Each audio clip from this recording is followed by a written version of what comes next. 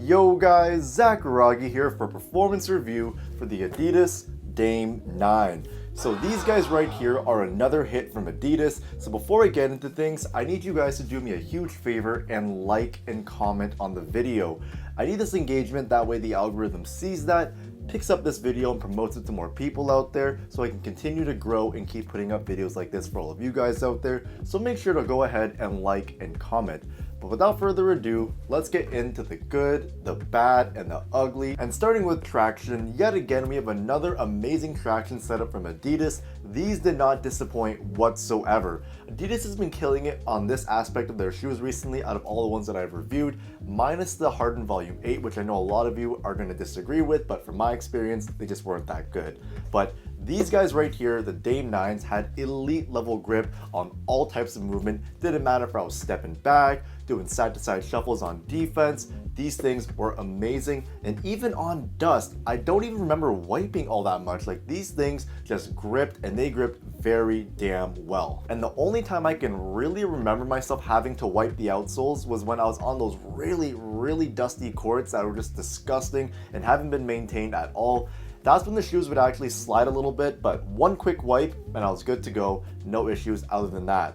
Now, would I recommend these for outdoor usage? Probably not, just being that this is a translucent outsole, and translucent rubber isn't typically as durable as solid rubber, and this pattern here also is very pliable as well, so I can't imagine these would last outdoors very long. If you have played in these outdoors, share experience with everyone in the comments down below. I'm sure those guys would love to know. But these right here have Adidas's second best traction out of all their shoes right now. The first being the Adidas Dawn Issue 6, but man, Adidas is just absolutely killing it right now, especially when it comes to traction. Now moving along to the cushion setup, and this is the best implementation of light strike that I've tried thus far. Based off my experience with the Dawn Issue 6 and the Adidas AE1 lows, the light strike just felt very underwhelming, and then with the AE1 lows, they were just very stiff, but these guys right here feel much softer and much better on foot in comparison. But what you're getting out of this cushion setup is a combination of great court feel with responsiveness, and they are forgiving on the knees, so the impact protection is on point, and these aren't as bouncy as you might think they would be, so don't expect a bouncy ride. If you wanted a bouncy shoe from Adidas, then look to the AE1 mids, because the Jet Boost foam on those shoes are hella bouncy. But the cushion setup of the Dame 9 definitely caters towards all positions. I feel like even big men can get down with this as well, but obviously it comes down to your personal preferences though. I do want to note that I took out the stock insole from the Dame 9 because they are a piece of crap, and I switched it out for my Move insoles right here, not sponsored by the way, and it definitely felt slightly better on feet. And being that Dame is an ambassador for Move insoles, it felt like the insole here fit a little bit better inside the Dame 9s compared to other shoes that I put them in. Okay, so diving into the materials, and the leather used on the uppers here is on the thicker side of things. So with that being said, these are going to need some break-in time, but that break-in process isn't very long, thankfully. But once broken in, these guys feel better and better with each and every single wear. The leather molds nicely to your foot, providing a great feeling that feels custom to your foot. But some people may not like this because they're used to like the softer materials that a lot of shoes have nowadays, like textiles and whatnot. But if you're an old school guy and you grew up on wearing leather shoes like this, you'll definitely appreciate the feeling these give on feet. So there are parts of the midsole that extend further up along the uppers and are overlaid on top of the leather on both sides of the shoe. Now these parts of the shoe didn't actually feel uncomfortable whatsoever, and they were actually beneficial because they added more containment to the shoe, which was great. And the shoes do have an inner booty design that felt comfortable on foot, and one thing I really liked about it is how it was really easy to get your foot in and out of it. And I really enjoyed how the materials move well with your feet, especially once broken in, and I feel like a big reason for that are all the well-designed flex grooves all throughout the shoe. I mean, we got one flex groove that goes all the way from the uppers to the outsole all the way back around. That's just great design in my opinion, and allows the shoes to be flexible and not restrictive at all. But on the other side of things, I did have two major issues with the materials. The first one being that the breathability on these sucks.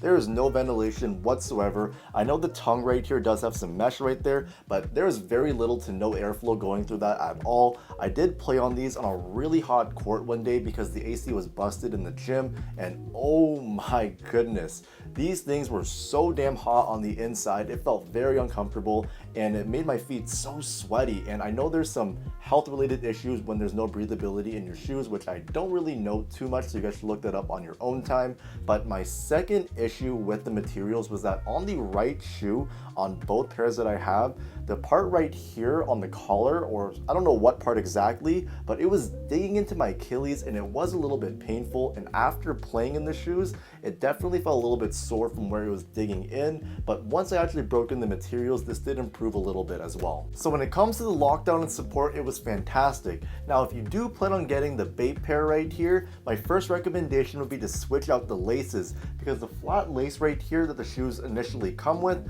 they don't like to stay tight whatsoever. They actually start to untie very often, which was very annoying. So definitely switch it out for the other laces the shoes come with. Yes, I know they don't have the bait print on the laces like the flat ones do, but they still have a little bit of bait branding on the eyelet right there, so you can go ahead and still brag to your friends that this is a bait shoe, even though the rest of the shoe has the bait print. So I don't know why you would complain about that, but I digress. But once you do switch out the flat laces for the other ones, you're able to get the most out of this lacing system. And I do want to note that this lacing system doesn't have your traditional eyelet setup. We do have these lace loops that do extend all the way towards the footbed of the shoe. So once you do tie these up tight, it's like you have these little seat belts that hold your foot into place like this, and make sure that your foot doesn't go anywhere. You're attached to the footbed and you're good to go. I love how this feels on foot, because it made me feel very secure throughout all my movements, and there wasn't any heel slippage issues at all either. So like I mentioned before, the containment on the shoe is great. So laterally, because you are sitting within this midsole,